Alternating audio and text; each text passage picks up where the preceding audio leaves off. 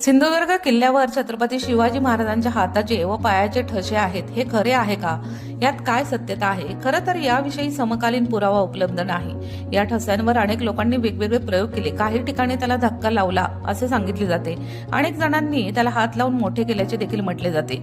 याचा ऐतिहासिक एकच पुरावा तो म्हणजे महाराजांची नातसून जिजाबाई यांनी त्यावेळी असलेल्या सिंधुदुर्गचे किल्लेदार येसाजी शिंदे यांना लिहिलेले पत्र. नोव्हेंबर 1763 मध्ये महाराजांची नातसून म्हणजे राजाराम महाराजांचे पुत्र दुसरे संभाजी महाराज यांची पत्नी जिजाबाई यांनी लिहिलेल्या पत्रात हे महाराजांचे ठसे आहेत, याला कोनाडा बांधून त्याची पूजा करावी असा आदेश किल्लेदार येसाजी शिंदे यांना दिला होता.